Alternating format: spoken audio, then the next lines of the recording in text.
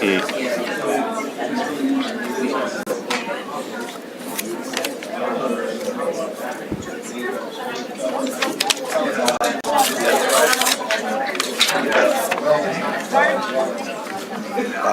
police department.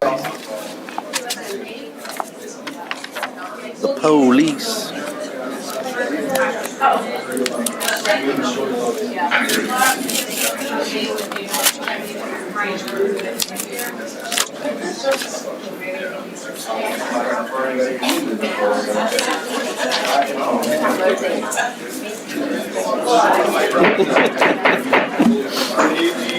Ladies, gentlemen, and guests, and our furry friend. What's our furry friend's name, Rhonda?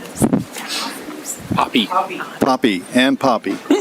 I'd like to call to order the regular City Council meeting on December the 10th. To order, if you'll stand for the pledge and moment of silence.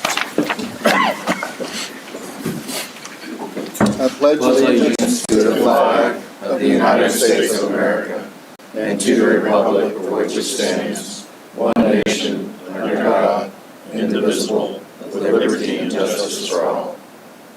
Honor the Texas flag. I pledge allegiance to thee, Texas, one state under God, one and indivisible.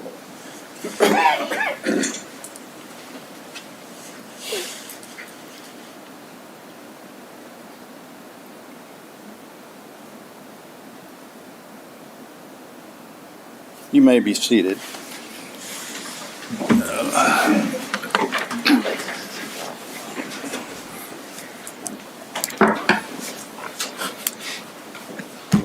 Never good to see people in the audience being cold. Yes, welcome to the Winterfest at City Council.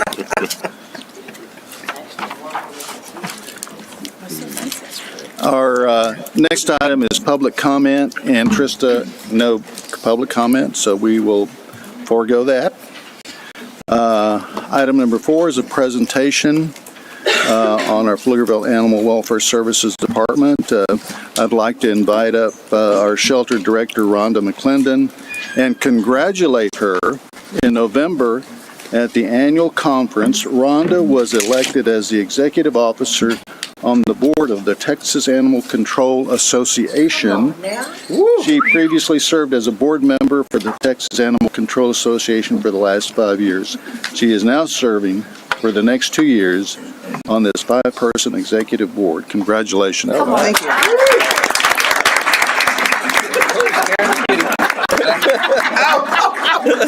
Poppy doesn't clapping. Poppy said no applause, I please. guess we did not think about that aspect. No clapping, please. Good evening, Mayor and Council. I want to just give you a brief update on shelter and field operations over the last year. We had 865 intake animals this year, which was a 22% increase over last year, which we took in, I believe, 707 last year.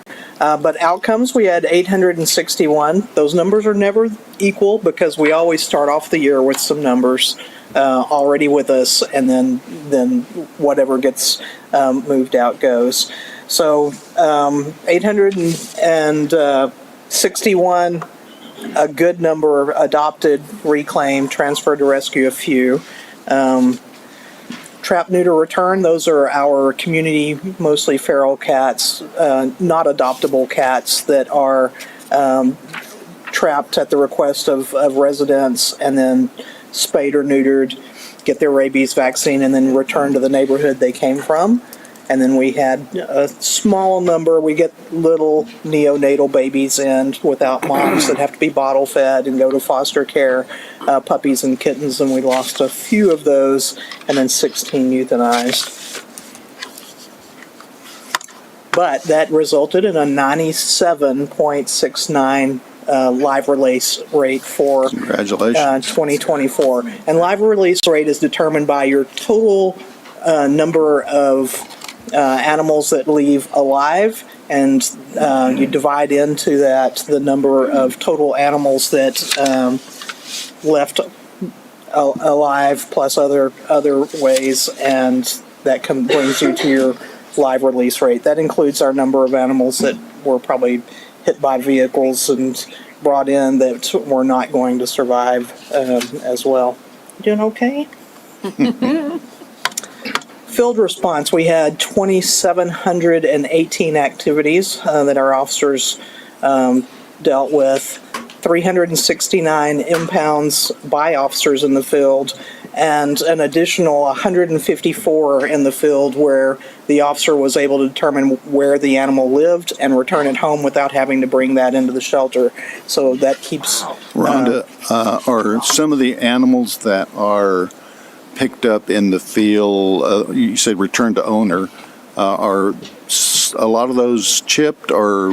A lot of those are chipped, and Okay. that's how we're getting them back home. Okay. We carry the microchip scanners in the trucks, check on owner information, and then return it home. Occasionally, the officers knock on some doors and somebody says, yeah, this dog lives, Right. and they know where it belongs, and they're able to return it that way. But a lot of those would have been microchipped pets. That's good.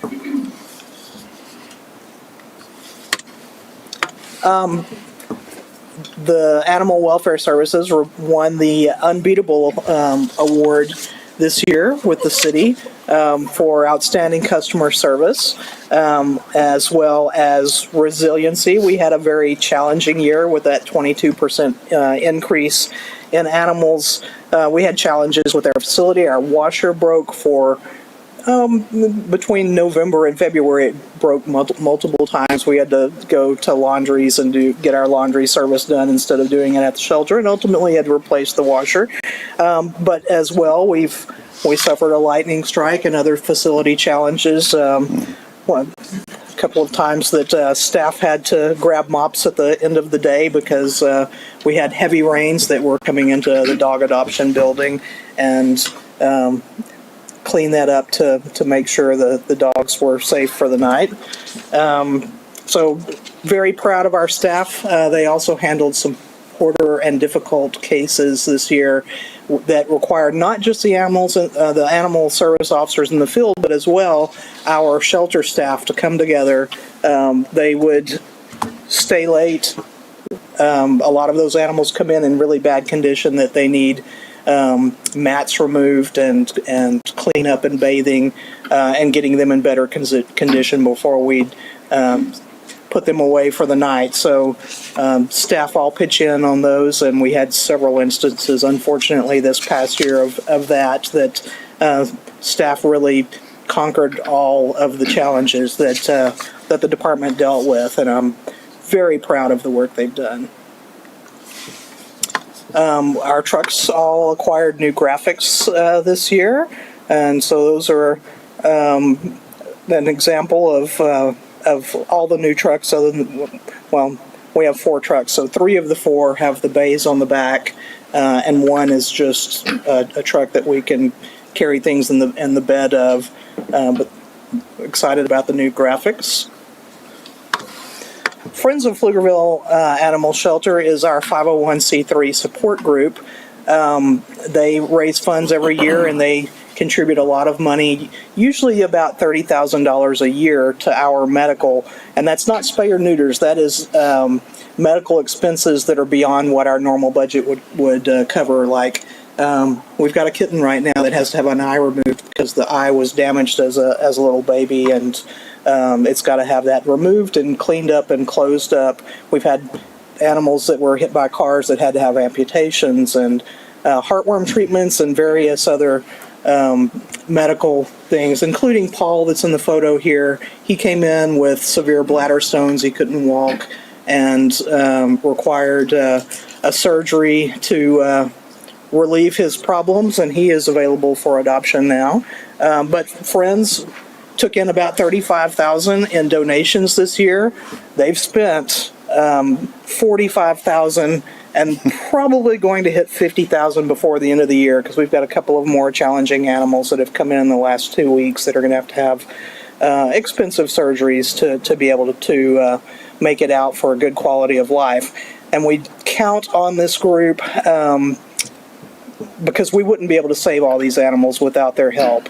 So How many members are part of the Friends of Pflugerville? there are four. Currently there's 3 board members. Normally there's 4 board members. Okay. And then we have a lot of volunteers that yeah. support them, yes. But they do fundraising throughout the year. They get corporate, a lot of people contribute from their salaries and stuff through corporate donations and match donations that go to them. And occasionally we'll have some money that'll leave part of an estate to them. And that happened last year, thankfully, because they've spent more this year than they took in donations, but they're still in decent shape. But we're a big advocate for them because of the work they do, and all of the money that they raise helps the shelter.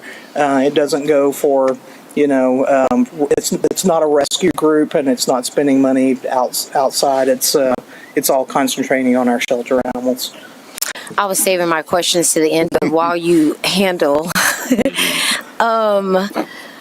I wanted to ask you, have you considered putting a P in front of the Friends of Pflugerville Animal Shelter? So when they formed, and it was a group of volunteers that started that group and set it up for tax exemption, they discussed adding the P, and ultimately they ended up not doing that. And that was a different board years ago. They might eventually decide to change it, but it would probably cost them some to change all of the legal paperwork on that. Thank you so much. And then the other thing, comment I wanted to make was the animals on the vehicles actually look happy, and so that also sends a very clear message.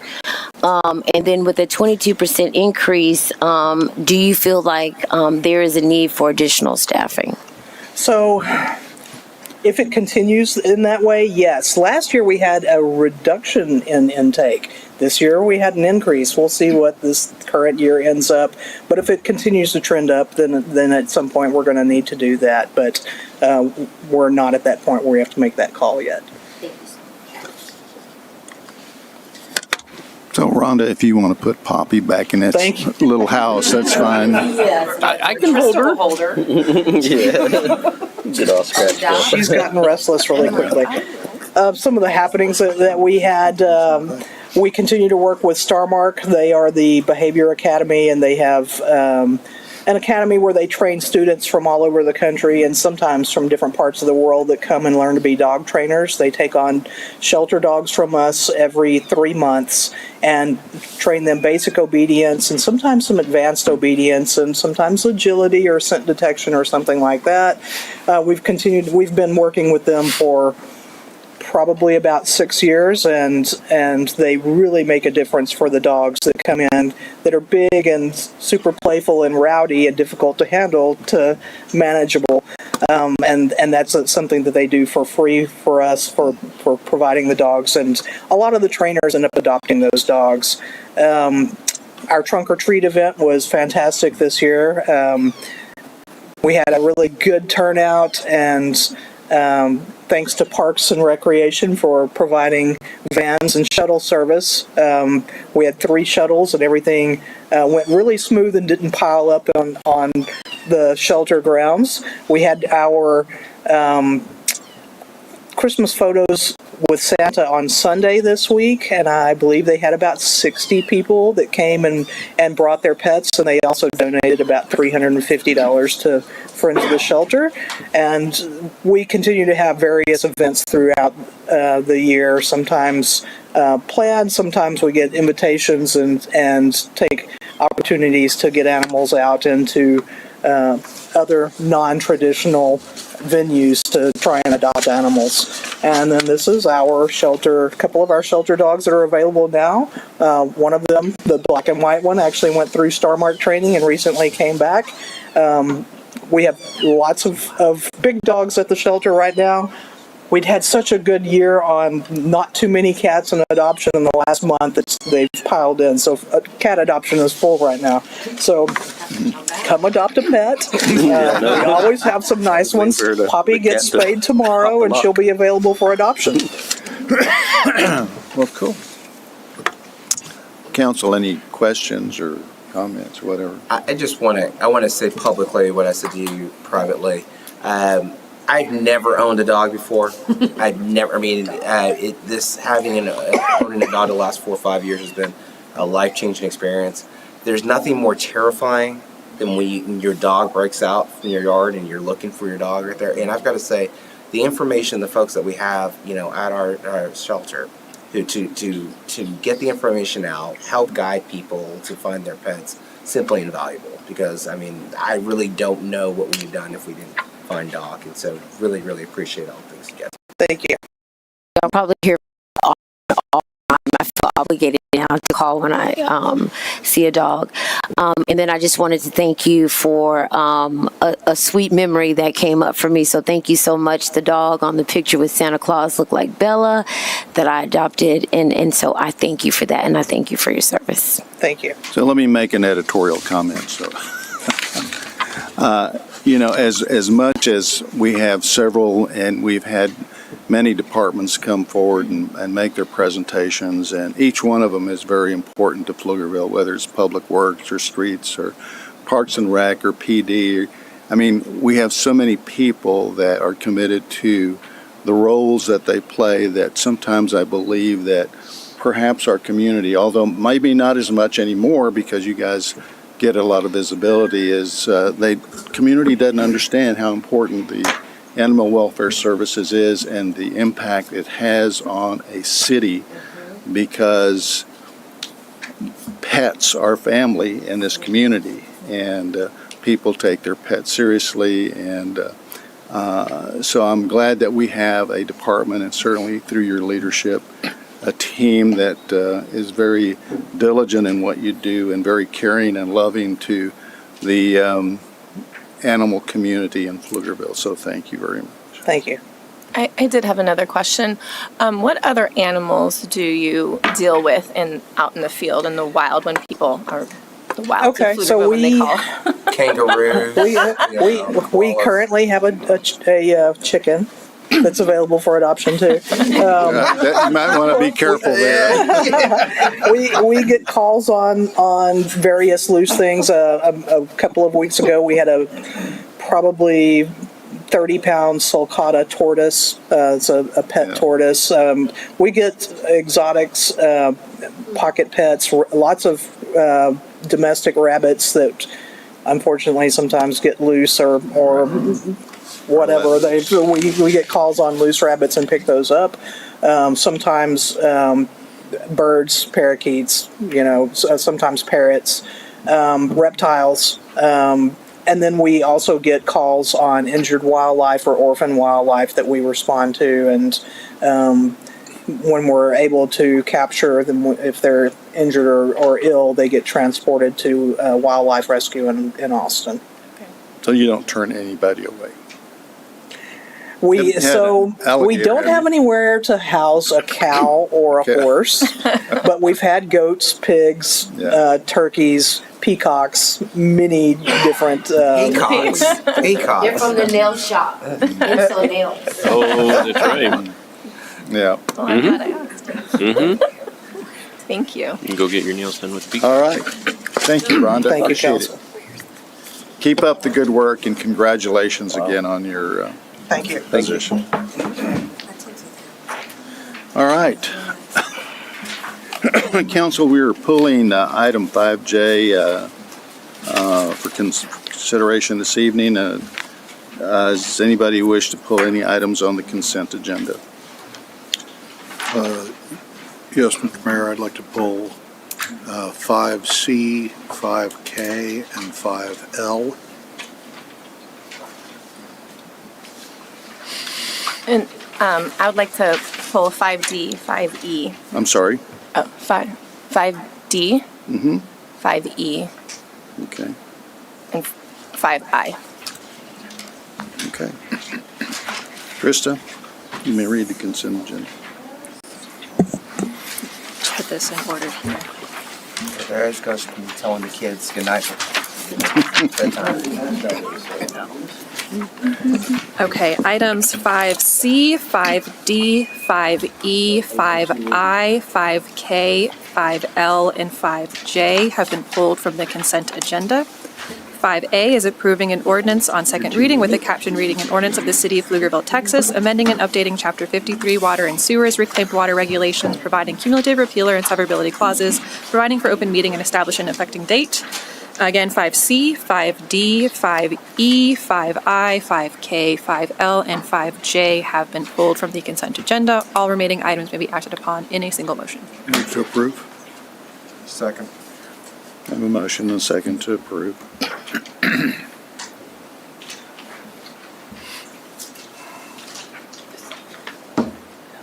Motion carried. All right. That takes us to our last item, discuss and consider items pulled from the consent agenda. So Trista, if you don't mind reading the captions. We will start with item 5C, approving a change order in the amount of $395,207 and 156 additional days for the construction contract for Kelly Lane Phase 2 roadway improvements project with Capital Excavation Company and authorizing the city manager to execute the same. All right, the city manager and I had a chat about this earlier today, and she was able to cover a lot of my questions, but I still have a question about the just under $250,000 for the solar-powered lights that are going to be traffic calming for pedestrian purposes.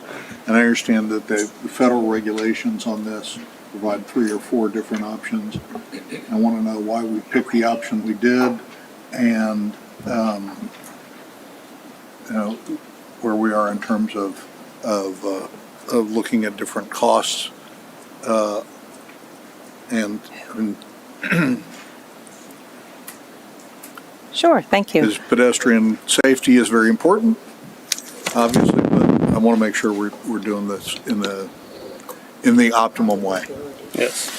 So there's 4 different options for crosswalk treatment, and then this option provides the most visibility and the biggest safety feature or factor. Katie, our traffic transportation engineer, has more detail on the different options when we're looking at cost comparison and that sort of thing. So I'll let her. So I want to make sure we're here clear. Okay. What you wanted to do and made sure was of importance was highlighting visibility. Right. Because given the fact that somebody who literally drives that down road every single day of my life, literally, oftentimes it's hard to find people when they're walking up and down a specific area, particularly some people who will just wear black or just run around in these areas. So that's a high traffic area. I mean, you have all those neighborhoods with a substantial amount of populations operating over there as well. So I mean, I applaud the fact that what you ultimately focused on was visibility for the patrons there, because oftentimes I do wonder if at one moment if someone's actually going to get hit over there. Mm-hmm. Could you clarify for me the location and the speed limit along the roadway where this will be interrupting traffic? Sure. I'll let Katie kind of answer those details. Yes, so I'm Katie Key, I'm Assistant Director of Traffic and Transportation. So with the choice of how to protect pedestrians, this is happening at the roundabout at Falcon Point and Cali Lane. Visibility, of course, is very important. I do want to add that the RFBs, the rectangular flashing beacons that are proposed, also include very targeted lighting that's directed at the crosswalk. So instead of the general street illumination that you have, which can also make it difficult to see pedestrians because sometimes they're not exactly where that lighting is, this provides lighting directly onto the crosswalk. So it lights up that white retro-reflective pavement marking that you see at crosswalks in addition to the pedestrian that's there. So that's one of the additional benefits of providing this type of lighting at this crosswalk. And it's for all 4 legs of the roundabout. And it's all 4 legs, so it's Yes. on Falcon Point, Villamora, and both directions, Yes. Kelly Lane? Yep. So basically 4, we've got at least 4 beacons, or is it like 1 on either side, so 8 total? How many poles are there? So 16 total. So, 16 total, yeah. okay. Some good illumination. Yeah. Is there a map of where all of these are going to be located? Well, it's just at the roundabout, so they have the crosswalks there. We might have, can we get the PowerPoint up? I might be able I to. guess, yeah, where are the roundabouts going to be exactly? There should be a map on the Kelly Lane Phase 2. If not, let's see. Oh, I do. Okay, sorry.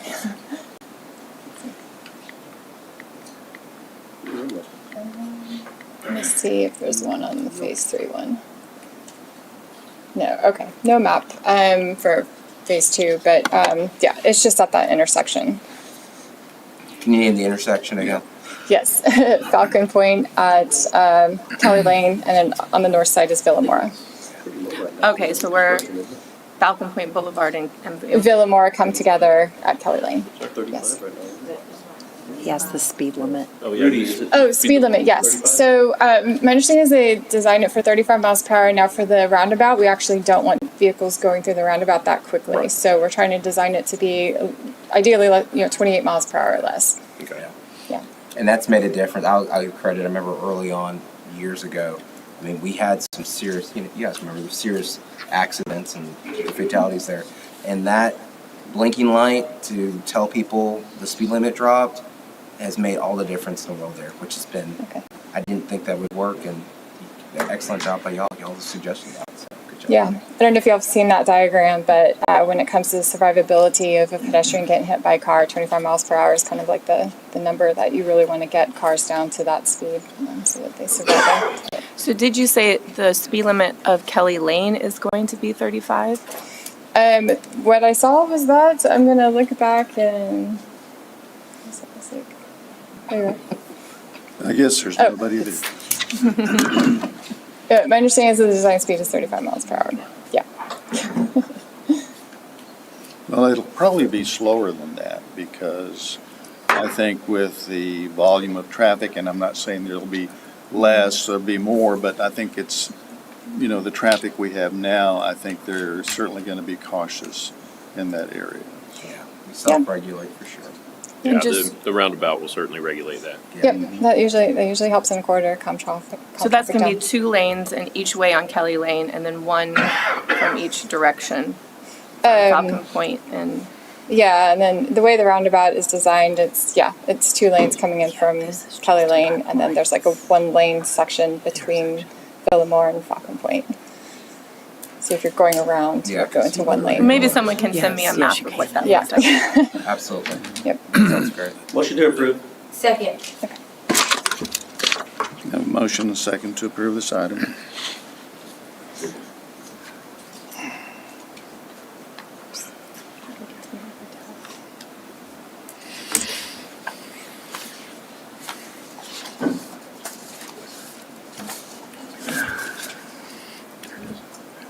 Motion was unanimous. Mr. Rogers.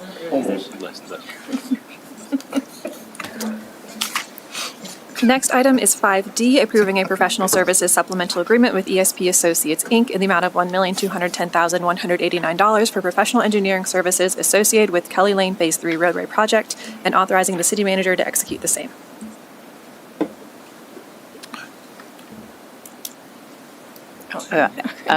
The item was pulled. Any specific questions or? Yes, I just wanted to see if there was a map of the current design and what changes are being proposed. Sure. We got a sneak preview of the map. So the current design shows 4-way stops of signalized intersections. The performance of the current design, when we look at performance, we look at efficiency of traffic flow or level of service. This is a level of C or D. What we're proposing is to enhance design to make these 4-way stop signalized intersections to be continuous flow or roundabouts, because that will bring a design up to a level A. And when we look at designing and constructing roads, we know that we want to do it right the first time, and we want to build forever roads. So we go from this to that. It is such a mess right now at the 4-way stop that dead ends at Weiss. I think this is going to be so much better going on from there. And in addition to what the county's doing with its bond money on Hottie, to go ahead and expand that aspect right there. We just need to get them to start going faster on seal. To Councilmember Mateer's point, the intersection there at Weiss and Kelly, the existing intersection, the southern intersection there, is that, I'm having a hard time seeing it, is that also contemplated to be a roundabout? At Old Kelly and Weiss? At Old Kelly and Weiss? Yes. So that is also roundabout. I guess my question is, why don't we just abandon that section of Old Kelly? It seems like it creates two additional points of contention that it seems like we've got the circuity without that section, and I worry that creating the two additional points of contention could cause, issues. Yeah, so when we look at traffic modeling, to look at traffic efficiency and provide that level of service rating, that was taken into account, the Old Kelly Lane and Weiss intersection. And as a general rule, whenever you're trying to create efficient corridors, you want to look at continuous movement. If that remained a four-way stop, or if we did away with it altogether. Yeah, my main concern would be the intersection of Old Kelly and New Kelly. There's no one turning right from Old Kelly to New Kelly. They're all going around to turn left, which is only going to create contention and congestion on New Kelly coming into it.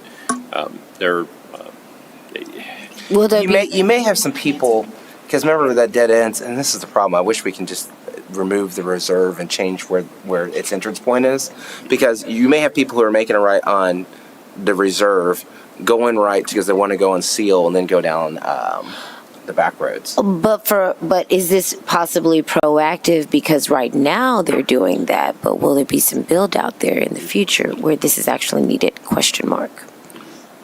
Why is that? Why is there a roundabout lifted up, on the existing Kelly, and why isn't it just in where the road is now? Why is it bumped up there instead of being on the road?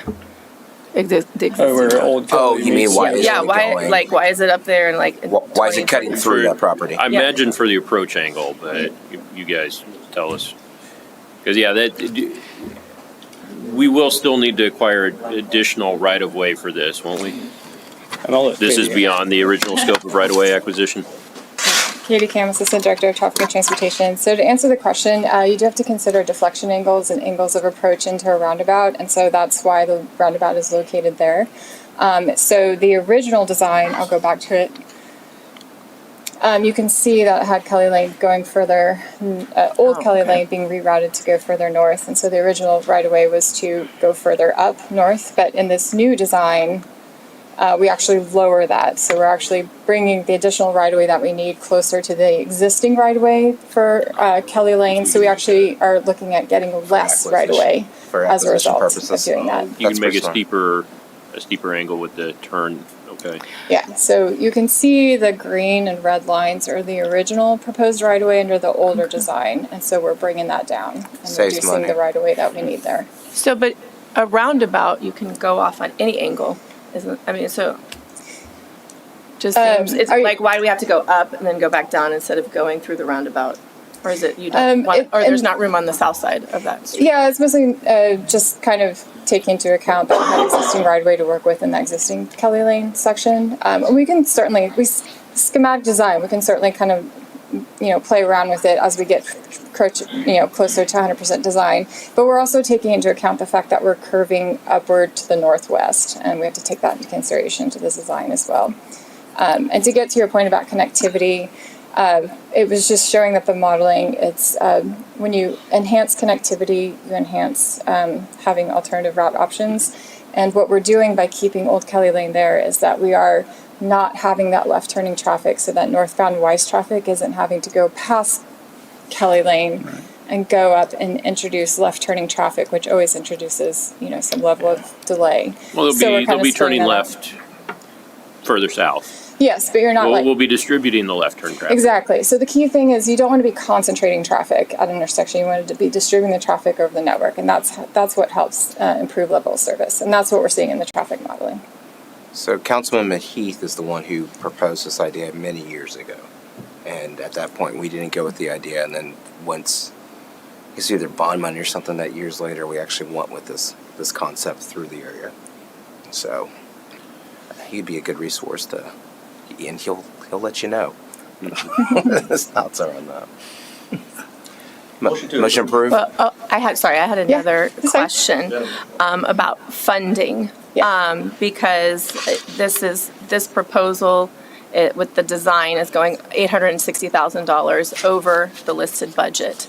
And I did get responses from staff that the additional money was going to come out of roadway impact fee revenue. So I just wanted to get more information about how do we know how much money is available in the roadway impact fund, and how are we divvying it up to say that this is now going to go towards this project, and is it then not going to another project, or is it just a contingency that's sitting in the roadway impact fund? And you may not be the one to answer that, but that was my other question. Yeah, Tracy would be a better But thank you. person. Okay.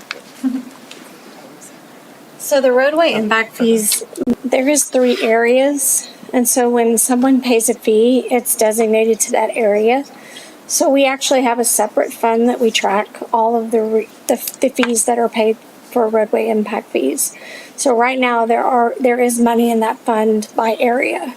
So we have gone through the CIP plan and identified projects that are on the plan that fit within those areas. And that's how we put the projects with the areas. Okay, so do we try to fund projects through roadway impact fees first before funding it through our other bonding, our other bonds or other mechanisms? I would go there first, if possible, especially if I'm looking at issuing and I know I have money in the roadway impact fee. I'm going to use those funds first. But not every project is eligible for a roadway impact fee, so we have to keep that into consideration. Okay, and then how often is there a report on what is in the roadway impact fee and how the money has been used over time and what's available in the different areas? I mean, I keep a report. I mean, I keep a running fund all the time. Okay. Is it provided to council at any sort of interval, quarterly, annually? No. So just as It would be part of the requested? budget because that fund is requested. listed in the Okay. budget. Okay, well, I would like to request a copy of your most recent report. Okay. We don't necessarily just keep reports, we generate reports. So what would you like to see on this report that I would send to council? The most recent month-end or quarter-end report that, well, you said you keep it continuously.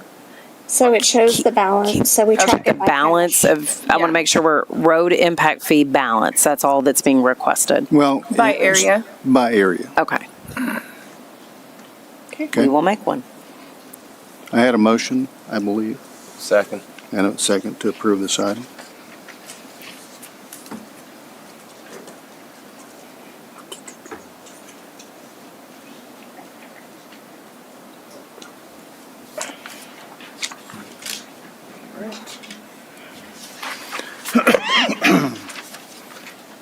Motion carried. Next item is 5E, approving a construction contract with Capital Excavation Company, Inc. in the amount of $15,130,910 for construction services associated with the Piccadilly Drive, Central Commerce Drive, and Royston Lane Improvement Project, and authorizing the city manager to execute the same. I don't know what the question is on this, but I will say this. Thank you. We know we've been kicking the can down the road on these roads, and these roads are literally some of the worst roads we have in Pflugerville. So thank you very much for getting us on board. Yeah, as I recall, we decided not to do improvements because they were too far gone. That's what we said. It can't get any worse. I remember us So- asking that question. Yes, yes. I'm glad we're finally around to doing it. Yes, they were so bad they couldn't get any worse. And yeah, it's about time. I know it's going to take some time on this. Can you remind me of the construction schedule? Like, is this a 500-day project? Where did Evan go? I don't remember the days. He's done. Or Katie. He's on vacation. Does Dr. Camp have a number? I was just hoping for an overview of the project, to get a map of the area, and to have an explanation of what was going to be completed. and then an explanation of where the budget overage was going to be funded. Okay. So here's a map, and so we have Piccadilly Central, a portion is Central Commerce and Royston. Piccadilly is very industrial, Central Commerce a little bit, so Royston's a mix of residential and industrial. So that's where the project limits is. I believe we sent as part of the questions, kind of the cross sections. Don't think I can pull it up on the screen. Now, just to clarify terminology, project limits, so everything in the blue is included in this contract? Yes. Okay, thank you. Yes. So I just wanted an explanation, you guys were talking about it's too far gone for maintenance. So what exactly is going to be, are we getting rid of it completely and building it from scratch? I just wanted a summary since I'm new. So many years ago, no, it's fair. So many years ago, one of the things that I want to say this is Councilmember Marsh talked about us having funds to actually go ahead and upkeep with roads because instead of, it costs a lot less to upkeep than does to completely reconstruct. Yeah. And this is the road, one of the roads I remember specifically. My kid was going to Children's Courtyard, and I would take Piccadilly and I would go out there. So I go out to Grand Avenue, and it is like driving when you're driving over there to 35, like you're going off roading. Like it was absolutely ridiculous, insane. And so, as you heard what Councilmember Weiss said, we had a discussion about it years ago about, hey, listen, this is being included. Actually, maybe you were on that bond committee. I'm trying to think who was on that. If it was 2020, I was on it. Yeah. Okay, there we go. Talking about what we can do, the issues that came up with that. And at that point, we were like, well, it's so far gone. We can see aspects. We can go from there. But it's like one of the most dilapidated areas in our city from a road infrastructure standpoint.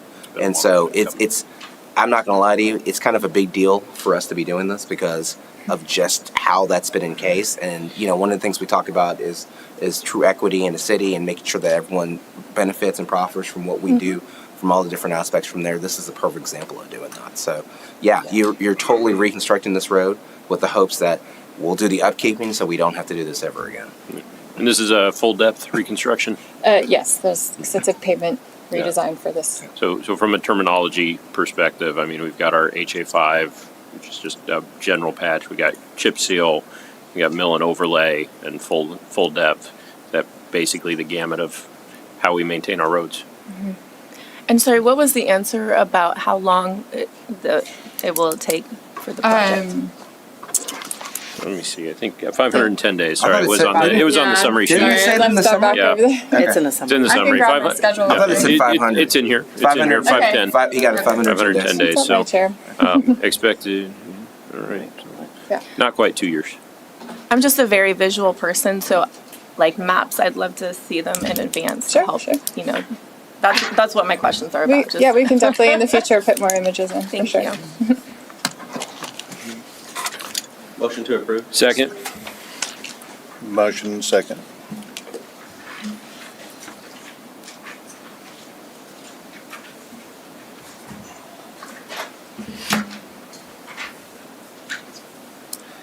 All right, 3 down, 4 to go. Motion carried. Next is item 5I, approving a construction contract with J Creek Construction in the amount of $1,210,786 for construction services associated with the Murchison Park Mallard Pond project and authorizing the city manager to execute the same. And this item were there questions? I don't remember who pulled it. Yes. So it's going to be along the same lines. I just wanted to see a map of the project and that we the design that came from, who was it, Dunaway? Because I've seen concepts, but I haven't seen. I wanted just to see the final design of what's going to be included, and then in my emails I had asked if there was any pictures or renderings of the major improvements, the playscapes or the pavilion, so that usually they have some fancy pictures showing what's going to happen and where it's going to be. And so I just wanted to see that, as well as I'm sure there's members of the public that are near this park that would like to have that information as well. Yeah, so this council presentation is pulled before that request, or prepared before that request came in, but I know that's going to be emailed to you to get that detailed information. But this provides an overview of the changes. So would you like me to walk through what's on the map? Yes, thank okay. you. Okay, sure. So we're adding additional trails, 10-foot wide trails throughout the park. There's going to be just various furnishings throughout the park, benches, etc. And then, as you saw in the write-up, there's the base bid for the improvements, and then there's a bid alternate, which includes an open-air pavilion and a playground for older children. And so that's about, on this map, it's about halfway. Actually, you can kind of see it. It's the brown area on there. And I know you had questions about the multi-purpose field. So there is a field out there now that's used as a general purpose practice field. And it was just decided, based on public feedback, to keep that as just a general open purpose field and not kind of make it a structured formal thing. Thank you. I didn't realize that there was an existing field, so, yeah. Yeah. In the original concept, it had talked about that the playground area was going to be nature play. So is that still what's being proposed, or is it going to be more of a traditional playground structure? Would you like to answer that? Okay, I'm going So to I know hand that we that were off trying to do something new and innovative, and that those were some of the comments on the meetings with the public. So I'm going to introduce you to Shane, who will provide more details on the park meeting. So hopefully it's a hello, Hi. Shane Mize, Parks and Rec. Hopefully it's a little bit the best of both worlds. There's going to be play elements, but then if you've been to Wilbarger Creek, we have some limestone blocks and DG in areas. So we're trying to do something where it's a combo of both. So some nature play elements and some playground elements as well. You call it Wilbarger Creek. I call it Highland Park Park. Yeah. Well, one of us is right. That's a mouthful. And one of us is wrong.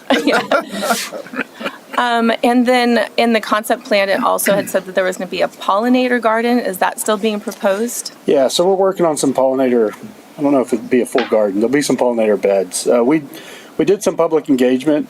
Playground out of the 9 options, playground ranked number 1, trail connections ranked number 2. Like Katie said, we have 0.6 miles out there right now. We're adding 0.68, so we're doubling the amount of trails that we have out there in this park currently. Some natural areas, pollinator beds ranked 3rd. Then we had the creek overlook, the interpretive education signage, picnic areas, and then one of the reasons, as we talked about earlier, multi-use sports fields was second to last of the 9, only to art installations. Sorry, Aaron.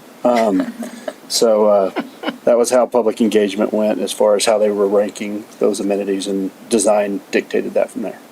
And just to clarify, will there be shade over the playgrounds? Always. Thank you. Always. Well, I'm very excited that this is coming forward, since it was on the 2020 bond and it was on the 2014 undeveloped park study that I was a part of on the Parks and Recreation Commission. So looking forward to getting some of these undeveloped parks completed that were part of that bond. Yeah, we're adding about 15% acreage to our park system with the undeveloped parks that we're developing. So it's your fault from 2014 this doesn't happen. One quick question, Shane. I don't know if this is for you or for someone else. The packet says that G Creek Construction was recognized as the best value. Why were they the best value over the lower bid? Why wouldn't we spend $110,000 less? I'll let Katie. Great. Katie Cam, Assistant Director of Traffic and Transportation. Yeah, so all the proposals go through a committee review, and we held interviews. We look at a variety of factors, including experience of the firm, experience with these types of projects, just kind of what they conveyed in the interview to convey to us, if they were going to add value to this project as our contractor. And so they were the second lowest bidder, and we felt confident that they're going to. Do you have a rubric for those questions, or is it just an interview? Oh, yeah, we always go in with a set of questions, and then questions will come up as, we get responses back from the company. Yeah, you got to, because ultimately when people challenge. No, absolutely, and I want to make sure we're on solid ground, since we are, not taking the lowest bid. Is there a numeric grading to that interview, and yes, they came in well above or slightly above, or? Well, they came in number 1, so yeah.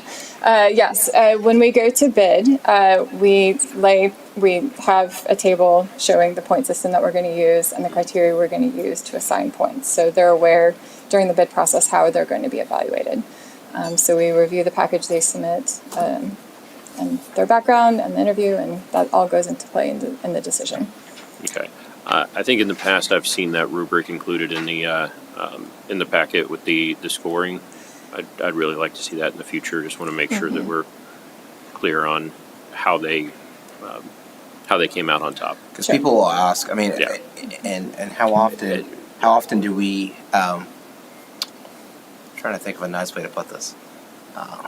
We get cast aspersions because we go with the lowest bid, and they're like, okay, can't you just do better on that than everything else there? So when Well, we do something that's atypical from that standard, I think he's exactly right. Yeah, and I think the time frame on this is at 15 months.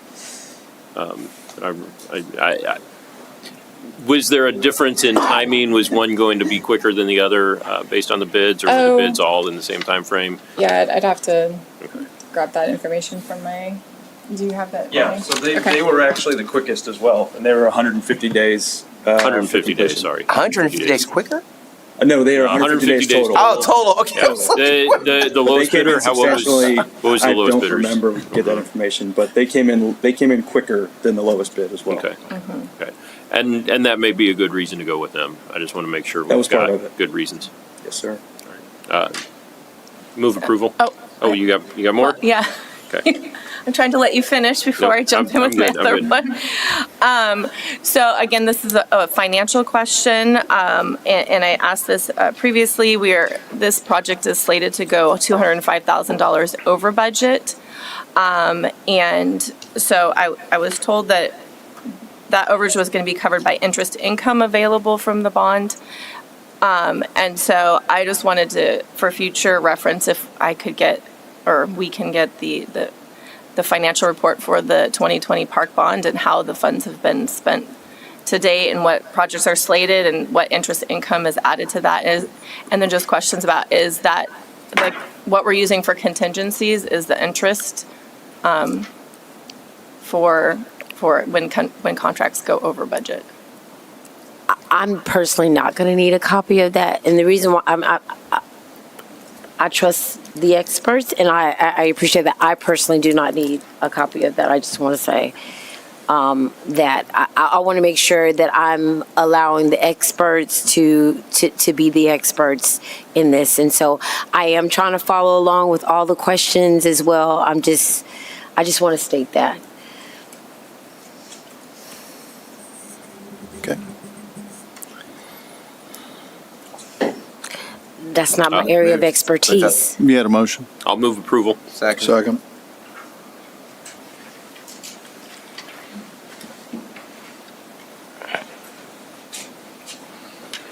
Just that you try to take my device offline. It's offline every time. Motion carried. Next item is 5K, approving a professional services agreement with Future IQ in the amount of $150,000 for consulting services associated with the 2026-2030 strategic plan and authorizing the city manager to execute the same. So I guess my question on this is, why are we going with an outside firm? It's not obvious to me from looking at the description of what's being asked that these are not services that can be produced in-house. You're asking why are we using a consulting firm for a strategic plan Instead of me doing it? That's a good question. I think what they provide is well beyond what our staff would be able to do, and I also believe a separate set of eyes provides for a better viewpoint than the city manager saying, this is what I think y'all should be working on.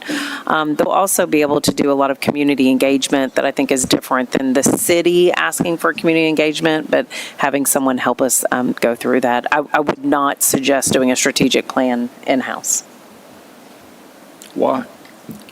For the reasons saying that the city is telling the city how to do it's I think there's benefit in having an outsider lead that conversation and lead council through those conversations rather than the city manager.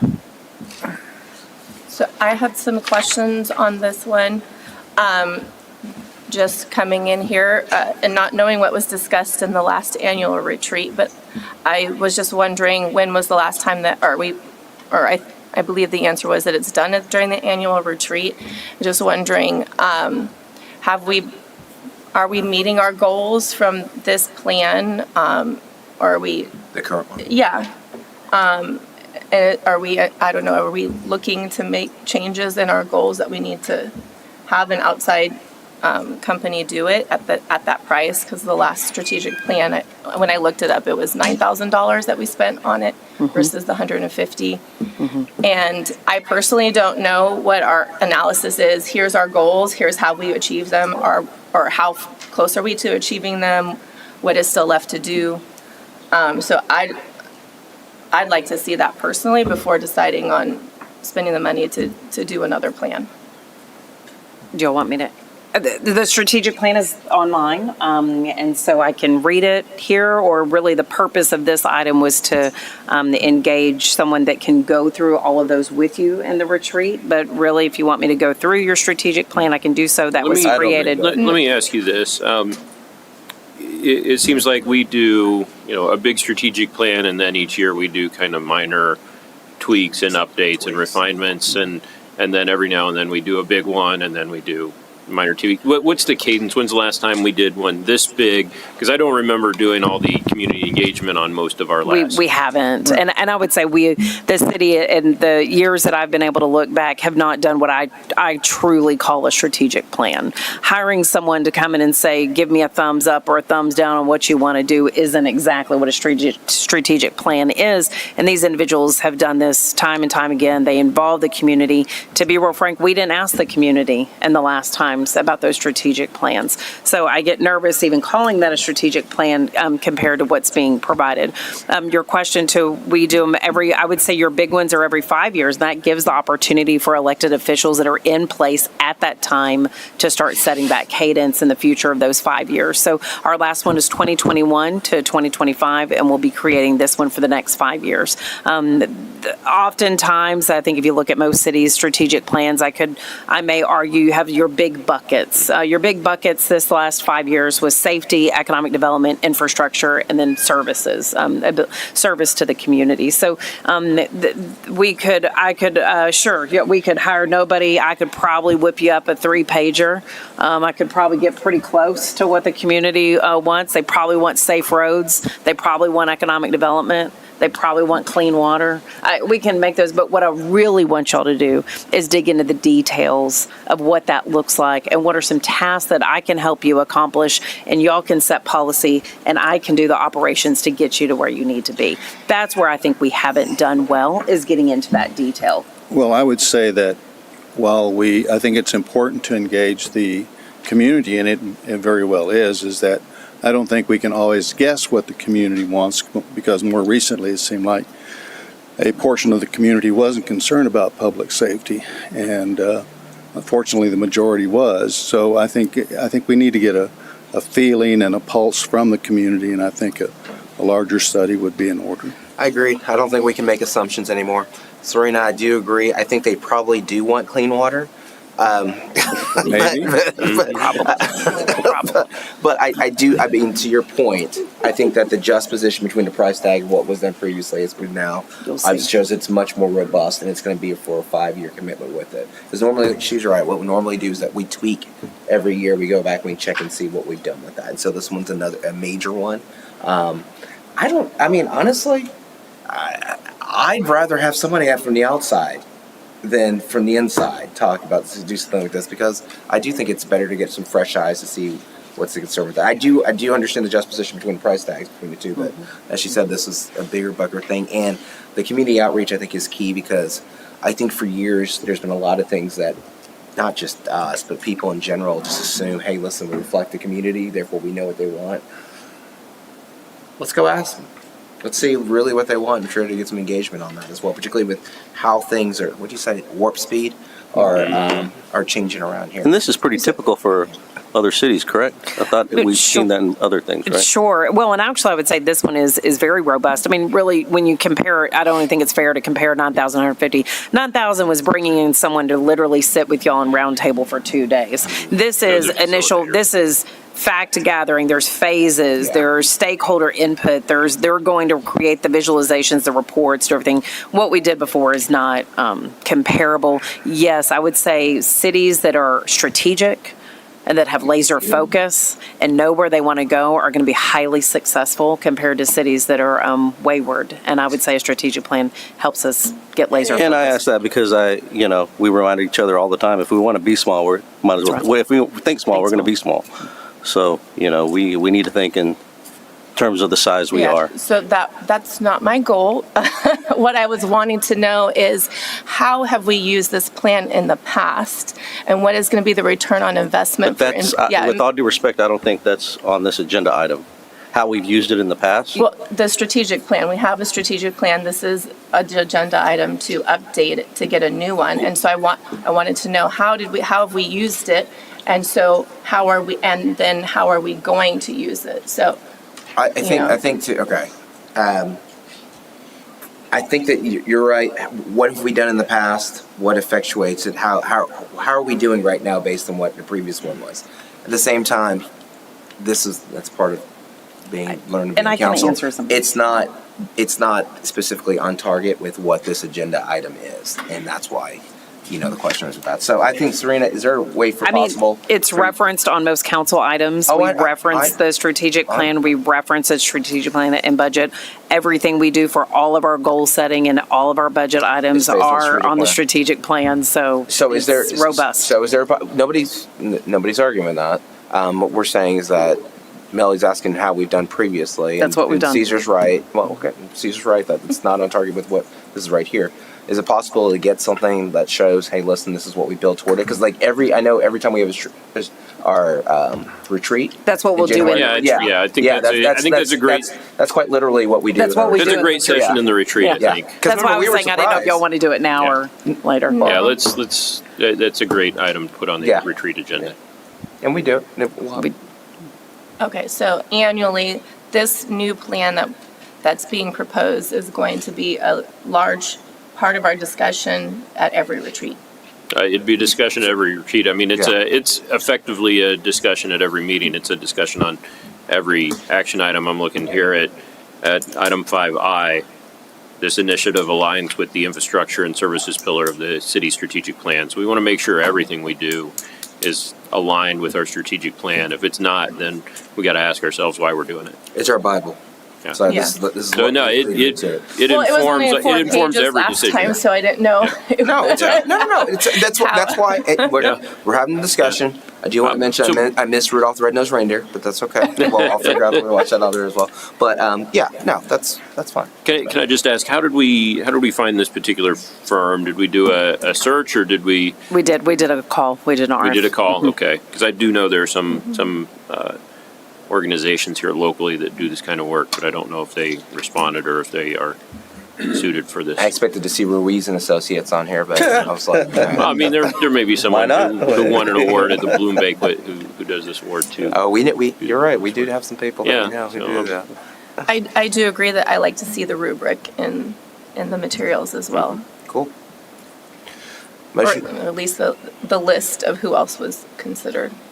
motion to approve 5K, question mark, as presented? Yes. Okay.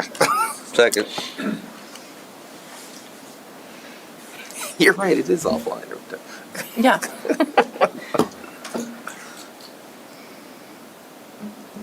How does he get the Texas flag in his background? He supplied his own photo. It was in your back. There's a story behind that. Oh yeah. There's a story behind that. We'll say, good old Karen. Oh. All right, who's Mayor Pro Tem? Did you hit your button? Okay. Thank you. Motion carried. Just automatic action. Last item is Yeah, you're 5L, used to- approving a resolution regarding joining opioid settlement with Kroger. Are you arguing with Is this Paxton, or what's going on here? This is $6,000, I think. Yeah, We want to sue them separately and try to get more. You want more? no, I don't think we should have anything. We don't have a Kroger here. There's no evidence that Kroger has done any damage to the city of Pflugerville. Why are we taking a check? This is the sort of thing that gives lawyers a bad name. I don't think this. Well, There's They're, no harm. they're laughing a little too hard on that side of the room. There's no harm. On the list, But the it's lawyer pretty needs low to- down there. Okay. I could have sworn. No, okay. I could have sworn there used to be a Kroger here. I know there's an Albertsons. There haven't been a Kroger. There was Kroger home delivery, There was a- but I there don't was know an if they did That's it. The pharmacy. home delivery. That was the home delivery. Yeah. There was an Albertsons and then the home delivery of Kroger. Yeah. So I was surprised by Kroger. But I think we have to be clear because I believe Kroger is the conglomerate that owns some of those other companies now. through consolidation. Yeah, Consolidated, they may own several of the grocery stores in the area. If we accept, H-E-B? if we approve this, that's the only Randall's, how do we spend the money? Randall's, Tom Thumb, Hold on, I'm Safeway. sorry. How does the money get allocated if we do get this? Owned by Germans. Goes in the general fund. So we can allocate it for good things? No, sorry, any revenue to the city goes automatically into the general fund. I mean, and then through the budget, you can allocate however you like.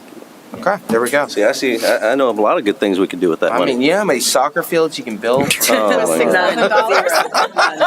How many soccer balls you can buy? No, You can get less than 2 benches, 1.75. There you go. But the lawyers will get enough money to buy 3 soccer balls.